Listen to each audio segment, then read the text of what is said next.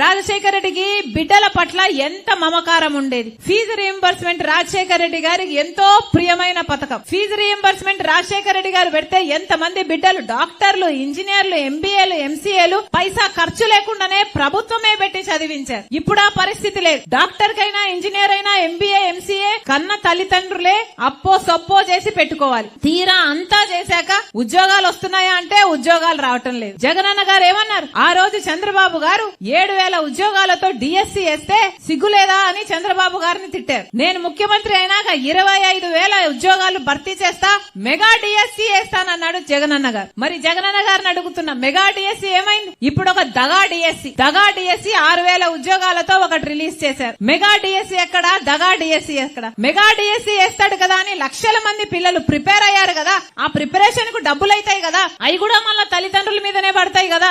అంతమంది అంత టైం పెట్టి, అంత శ్రమ పెట్టి, అంత డబ్బులు పెట్టి ప్రిపేర్ అయినాక లక్షల మంది బిడ్డలకు ఇప్పుడు డిఎస్సీ లేదట. 6,000తో ఇప్పుడు చిన్న డిఎస్సీ వేశారు, దగా డిఎస్సీ. అది కూడా ఎప్పుడేస్తారు? ఈ ఉద్యోగాలు ఎప్పుడొస్తాయి? 6 నెలలు పడుతుంది ప్రక్రియ. ఎలక్షన్లేమో 2 నెలల్లో ఉంది. నోటిఫికేషన్లు ఇస్తే మాత్రం ఈ బిడ్డలకు ఉద్యోగాలు వస్తాయన్న గ్యారంటీ ఏముంది? రేపొచ్చే ప్రభుత్వం ఏమి చేస్తుందో? వీళ్ళైనా గాని బిడ్డలను దగా చేయడం కాకపోతే ప్రతి సంవత్సరము జనవరి 1న జాబ్ క్యాలెండర్ విడుదల చేస్తామన్నారు. ఎన్ని జనవరి 1లు అయిపోయాయి? మరి మీకు కనిపించలేదా జనవరి 1? సంక్రాంతి వస్తే మంచి మంచి బట్టలు వేసుకుని సంక్రాంతి పండుగ చేసుకుంటారే, మరి జాబ్ క్యాలెండర్ సంగతి ఏమైంది? కనీసము మన ఈ 5 ఏళ్లలో ఒక్కసారి కూడా గ్రూప్ 1 నోటిఫికేషన్ రాలేదు. అంటే ఆంధ్ర రాష్ట్ర బిడ్డలు ఎవరు గ్రూప్ 1 ఉద్యోగాలు చేయడానికి అర్హులు కారా? ఈ బిడ్డలకు ఉద్యోగాలు అవసరం లేదా? ఇక పాదయాత్రలు చేసినప్పుడు జగనన్న గారు ఎంత మంది అడిగితే అంతమంది షుగర్ ఫ్యాక్టరీ అంటే షుగర్ ఫ్యాక్టరీ తెరుస్తామని చెప్పాడు, ఉద్యోగాలు ఇస్తామన్నాడు. రెగ్యులరైజేషన్ కోసం ఎంత మంది వస్తే అంతమంది అవుట్ సోర్సింగ్ వాళ్లకు మాటలు ఇచ్చారు. మా ప్రభుత్వం వస్తే మీకు రెగ్యులరైజ్ చేస్తామన్నారు, పర్మనెంట్ చేస్తామన్నారు. ఎన్ని మాటలు ఇచ్చారు? ఒక్కటంటే ఒక్క మాట అయినా నిలబెట్టుకున్నారా? మరి ఇదేనా రాజశేఖర రెడ్డి గారి ఆశయాలను నిలబెట్టడం అంటే?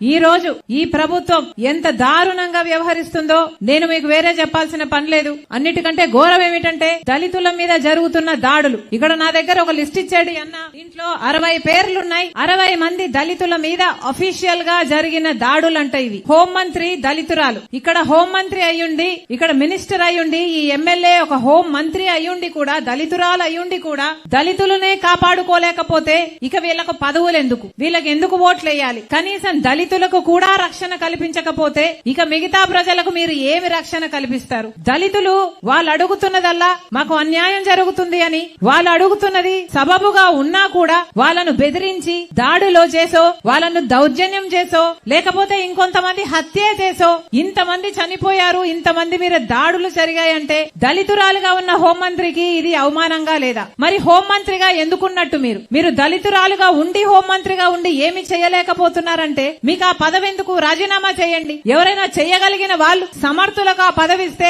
హోంమంత్రి, అది కూడా రక్షణ కల్పించాల్సిన హోంశాఖ, దళితురాలయ్యుండి దళితుల మీద జరుగుతున్న దాడులనే మీరు ఆపలేకపోతే ఇక మీ కాంపిటెన్స్ ఏమిటి? మీరు ఎందుకున్నట్టు ఆ పదవిలో? రాజీనామా చేయొచ్చు కదా. చేయాలని డిమాండ్ చేస్తుంది కాంగ్రెస్ పార్టీ.